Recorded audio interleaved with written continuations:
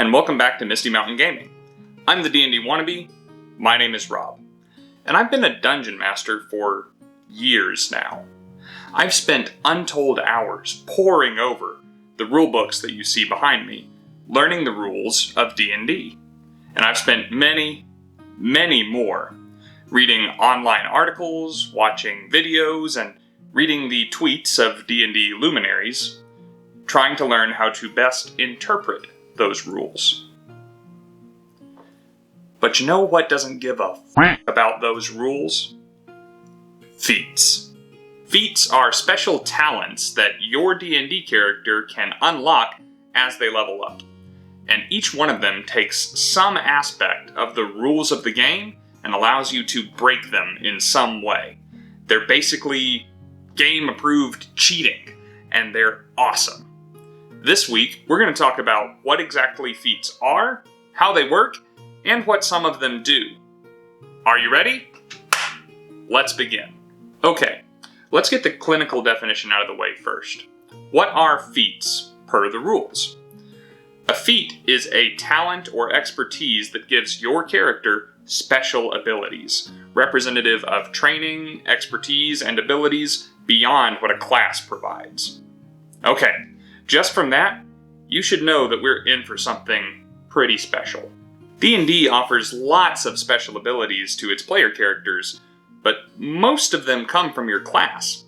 Barbarians get to do barbarian things, fighters get to do fighter things, and wizards get to do wizard things. Other than a few racial traits that your character is going to get at the start of their adventure, pretty much everything that they're ever going to be able to do is determined by their class. But feats let you reach outside that mold and do something new that's going to make your character truly unique. Okay, before we go any further, full disclosure, feats are technically an optional rule. But they're the best optional rule, and I think Wizards of the Coast agrees. First of all, they're an optional rule printed in the Player's Handbook, pretty much the first book you're going to need to get if you want to play D&D. And in that book, they're given almost an entire chapter. Furthermore, new feats are being constantly released in Fizben's Treasury of Dragons, and Xanathar's Guide to Everything, and Tasha's Cauldron of Everything, making feats the most heavily supported optional rule in D&D 5th edition. As your D&D character progresses in levels, they will eventually unlock an ability score improvement, or ASI. Most classes get them every 4th level, with rogues and fighters getting them a little more often. Normally, an ability score improvement would allow you to boost those all-important ability score numbers: strength, dexterity, constitution, intelligence, wisdom, and charisma, and make those numbers on your character sheet go up. But when you use the optional feats rule, you can forego those ability score improvements and instead unlock a game-breaking superpower. Yeah, let's talk about that asterisk. It's not much of a caveat, but using the feats rule as written, you can only take each feat a single time, unless the text of the feat specifically notes otherwise, which pretty much none of them do. But that's okay. Most feats don't need to be taken more than once. Some feats also have prerequisites that must be met before you can take that feat, either being a member of a certain race or having a minimum of a certain relevant ability score. I'm not personally a big fan of those, but I'm not editorializing. Yet. Alright, all that boring stuff is out of the way, and we can finally talk about why feats are awesome. And it's pretty much what we said at the top of the video. Feats let you break the rules. Okay, feats really do one or more of 3 things in some combination. Feats let you break the rules, give you a powerful new ability, or increase an ability score. Let's start with the rule breaking, since it's my favorite. Compared to previous editions of Dungeons & Dragons, like 3rd edition when feats were introduced, 5th edition is actually pretty easygoing on the rules. But there are still things that you can't do, or things that incur a hefty penalty when you make that kind of attempt, like giving you disadvantage. Feats take those rules and say, "Oh, no you don't. Not again. Sorry." An example, you say? Fine. Let's take making an attack with a ranged weapon. Normally, such a weapon has an effective range and a long range.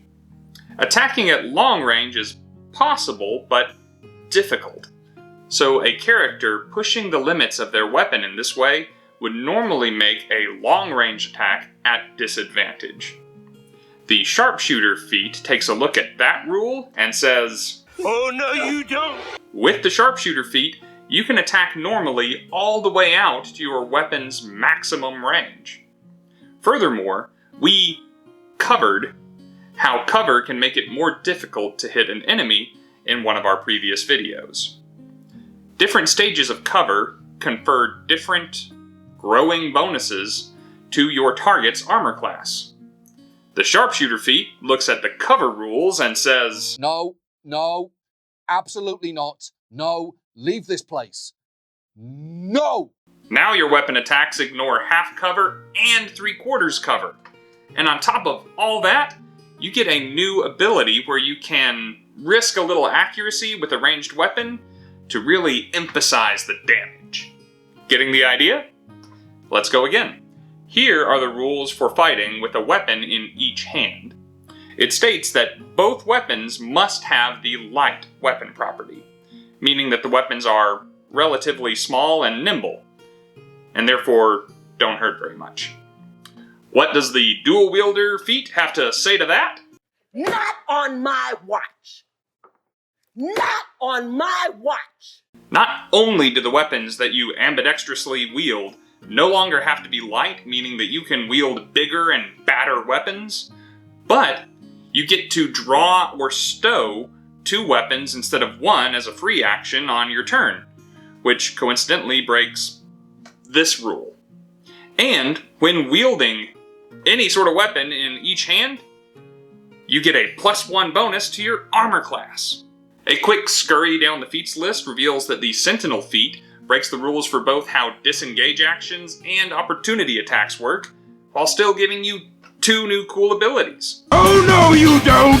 And the Warcaster feat gives you 2 special powers, while completely shattering the way that casting spells with somatic components works. No, no, no, no. I said no. No, God! No, God, please, no! No! No! No! No, absolutely not. And the list doesn't stop there. They're just so cool. So cool. Feats also occasionally give you, as we were just stating, some special abilities that were inaccessible to you before. I like to say that they give you a new button to press, since I've spent a lot of my dungeon mastering time playing D&D on Roll20, where I would actually create new buttons on the interface to mimic the function of the feat. We mentioned the Sharpshooter feat before. It gives you a new button to press by giving you the option when making a ranged weapon attack to shave 5 off of your to hit modifier and risking a little bit of your accuracy. But if you manage to hit with that attack, you will deal a bonus 10 damage on that attack. Sometimes, very worth it. The Fighting Initiate feat allows you to have access to the fighter's fighting style class ability. Cool if you're a fighter that you would get a second one, and very cool if you're not a fighter and always have been jealous of how they do their thing. Or you have feats like the Lucky feat that allows you to, once you've rolled the die, decide whether or not you like that roll and roll it again. 3 times per long rest. In a role-playing game, having extra options in or out of combat can be invaluable, and having access to outlandish little abilities like these can make or break a difficult encounter, and be a lot of fun to roleplay. Now, some feats give you a bonus to your ability scores alongside giving you some crazy new ability or allowing you to circumvent the conventions of the game, and the value of that cannot be understated.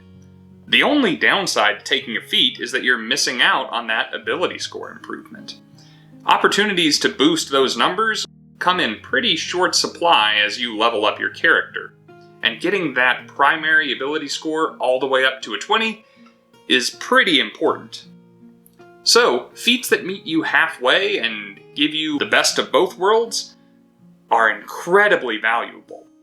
And they're giving you half of what a full ability score improvement would give you, plus more.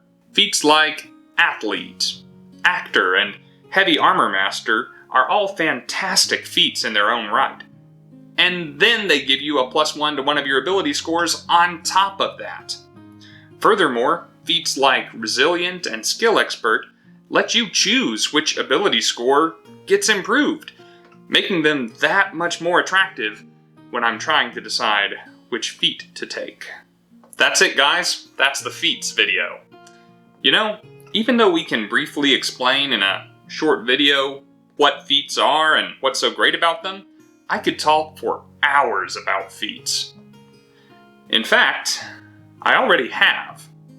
Over on our podcast, Bardic Twinspiration, my twin brother and I, each individually and separately, compiled our favorite top 5 feats in all of D&D, and the bottom 5 feats that we think you should never take.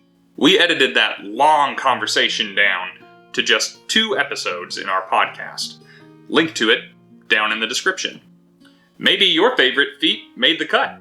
Be sure to let me know down in the comments below. But hey, before you go, be sure to go down below the video and subscribe to the channel and ring the bell so that you know when we release more content here on the channel. And if you could press the like button while you're down there, it'd mean a lot to me. Until next time, friends and adventurers, farewell and Godspeed.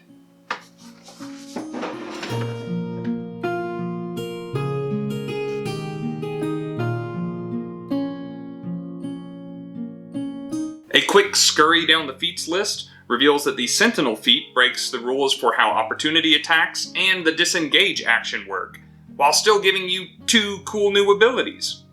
The Warcaster feat gives you 2 special powers, while also breaking the rules for how somatic components and casting... Also breaking the rules for casting spells with somatic components.